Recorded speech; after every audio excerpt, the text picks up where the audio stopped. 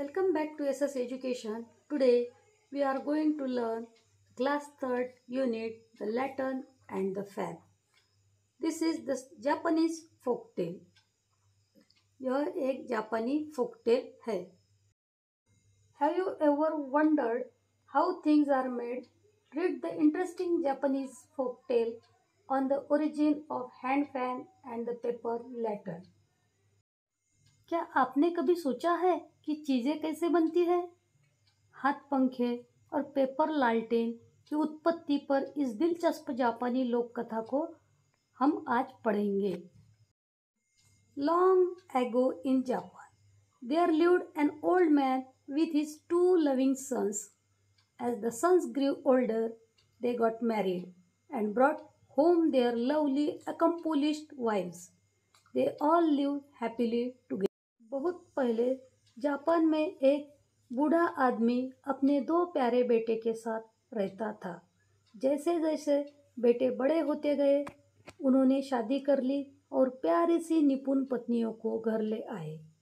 वे सभी एक साथ खुशी खुशी रहते थे. A few months later, the daughters-in-law wished to go home and visit their parents and friends.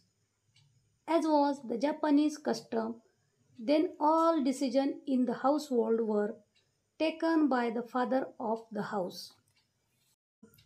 कुछ महीने बाद बहुओं ने घर जाकर अपने माता पिता और दोस्तों से मिलने की इच्छा जताई. जैसा कि तब जापानी रिवाज था, घर में सभी निर्णय पिता के द्वारा लिए जाते थे. So the 2 wives asked their father-in-law, "It is a long time since we have seen our friends. May we go our old home and visit them?" The father-in-law answered, "No."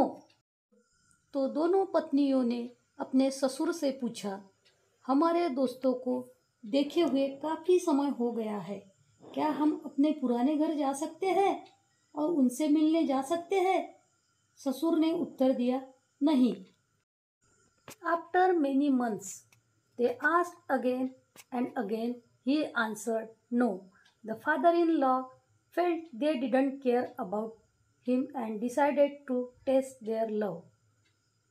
He said to the older of 2 wives, "You may go if you wish, but don't come back unless you bring me a fire wrapped in paper." To younger he said, "You may go if you wish, but you must bring me wind wrapped in paper."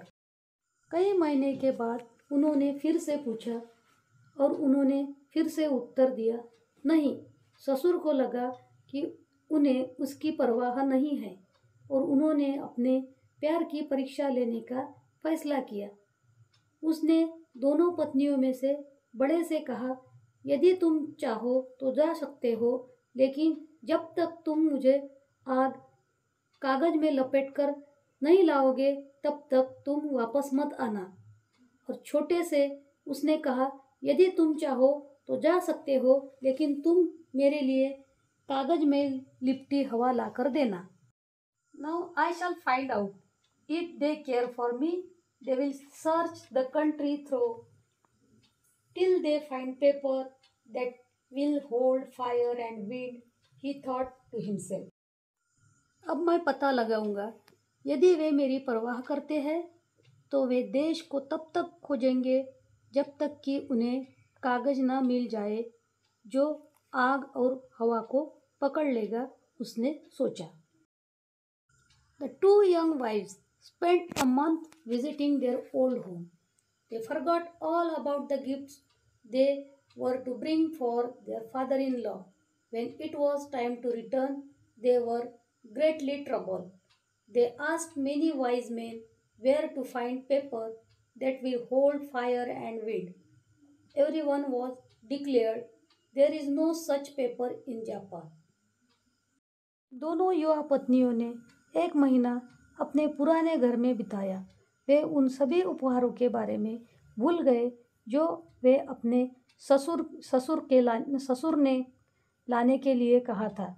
जब लौटने का समय आया तो वे बहुत परेशान थे. उन्होंने कई बुद्धिमान पुरुषों से पूछा कि आग और हवा को पकड़ने वाला कागज कहाँ मिलेगा। सभी ने घोषणा की, जापान में ऐसा कोई कागज नहीं है। Sad and tearful, the two wives wandered a long distance into the forest. I do not let people cry in my woods, said the voice. My trees do not grow well in the salt water. उदास और अश्रुपूर्ण नयनों से दो पत्नियां बहुत दूर तक भटकती रही। वन में मैं लोगों को अपने जंगल में रोने नहीं देता, एक आवाज ने कहा। मेरे पेड़ खारे पानी में अच्छी तरह नहीं उगते। The poor wives were so sorrowful that they forgot to be afraid. The older one said, "Can we help crying? Unless I can find fire wrapped in paper, I can never go home. And I can never go home," wailed the younger, "unless I can carry wind wrapped in paper." None of the wise men ever heard such thing. What shall we do? बेचारी पत्नियां इतनी दुखी हुई कि वो डरना भूल गई। बड़ी ने कहा, क्या हम रोने में मदद कर सकते हैं? जब तक मुझे कागज में लिपटी आग नहीं मिल जाती, मैं घर नहीं जा सकती। और मैं कभी घर नहीं जा सकती, छोटे ने रोते हुए कहा। जब तक मैं कागज में लिपटे हवा को घर नहीं ले जा सकती। किसी भी बुद्धिमान व्यक्ति ने ऐसी बातें कभी नहीं सुनी। हम क्या करेंगे? It is easy enough to wrap fire in paper, answered the wise. Here is the piece of paper. Now watch. They watched, and the strangest things in all the world happened right before their eyes. A piece of paper appeared suddenly on the ground and folded itself into a Japanese letter. Now put a candle inside, said the voice, and you have paper holding fire. कागज में आग लपेटना काफी आसान है, आवाज ने जवाब दिया। यहाँ एक कागज का टुकड़ा है, अब देखो। उन्होंने देखा और पूरी दुनिया में सबसे अजीब बात उनकी आंखों के सामने हुई। कागज का टुकड़ा अचानक जमीन पर दिखाई दिया और खुद को एक जापानी लालटेन में बदल दिया। अब अंदर एक मोमबत्ती रखो, आवाज ने कहा, और तुम्हारे पास आग पकड़ने वाला कागज है। The older woman was happy, but the younger was still sad. She saw now that fire could be carried in paper, but surely no one could carry wind. Oh dear wise, she cried. Can anyone carry wind in paper? बड़ी औरत खुश थी, लेकिन छोटी अभी भी उदास थी।